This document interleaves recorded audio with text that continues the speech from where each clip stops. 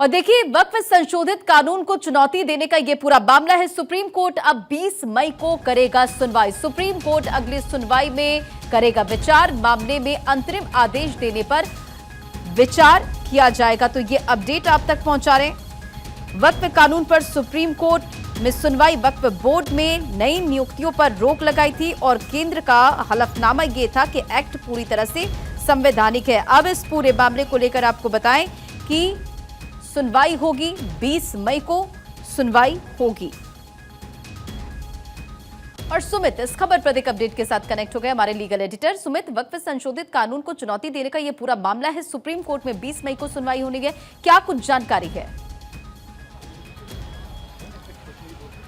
देखिए, आज supreme court ने साफ किया है कि इस पूरे मामले में जो अंतरिम आदेश जो तत्कालीन सीजेआई संजीव खन्ना जो पारित करना चाहते थे वो नहीं कर पाए थे, चूंकि वो रिटायर होने जा रहे थे, जिसके बाद यह मामला नए सीजेआई बीआर गवई को हैंडओवर किया गया था। और आज जब सुनवाई शुरू हुई तो सीजेआई बीआर गवई ने साफ कर दिया कि इस मामले में वो दोनों पक्षों को 2-2 घंटे देंगे और उसके बाद इस पूरे मामले में अंतरिम आदेश देने पर जो है वो सुप्रीम कोर्ट विचार करेगा।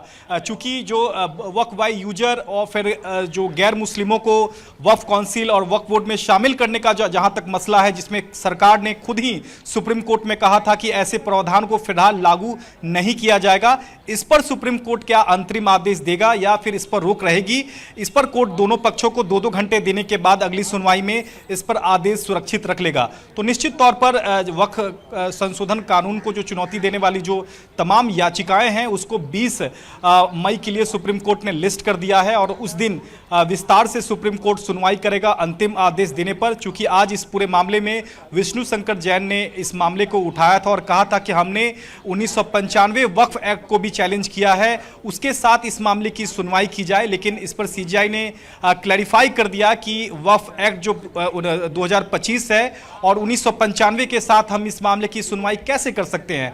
तो ये क्लैरिफाई कर दिया है कि जो मौजूदा जो कानून है उसके खिलाफ जो याचिका है उस पर ही सुप्रीम कोर्ट सुनवाई करेगा। 95 वक्फ एक्ट के खिलाफ फिलहाल सुप्रीम कोर्ट सुनवाई करने नहीं जा रहा है। फिलहाल सुप्रीम कोर्ट ने केंद्र सरकार के अलावा जो मुस्लिम पक्ष हैं, जो जिन्होंने कानून को चैलेंज किया है, उनको सुप्रीम कोर्ट ने शॉर्ट नोट्स जो है वो रविवार तक दाखिल करने के लिए कहा है, ताकि किन मुद्दों पर बहस की जाएगी। क्योंकि इंटरिम ऑर्डर यानी कि जो अंतरिम आदेश इस पूरे मामले पर सुप्रीम कोर्ट जो सुनाएगा उस पर बहस सुनने के लिए शॉर्ट नोट्स सुप्रीम कोर्ट ने दोनों पक्षों से मांगे हैं। तो 20 मई को सुप्रीम कोर्ट दोनों पक्षों को 2-2 घंटे का समय देगा। उसके बाद हो सकता है कि अगली सुनवाई में ही इस पूरे मामले पर सुप्रीम कोर्ट अंतरिम आदेश देने पर अपना आदेश सुरक्षित रख ले। चलिए सुमित, बहुत बहुत शुक्रिया इन तमाम जानकारियों के लिए।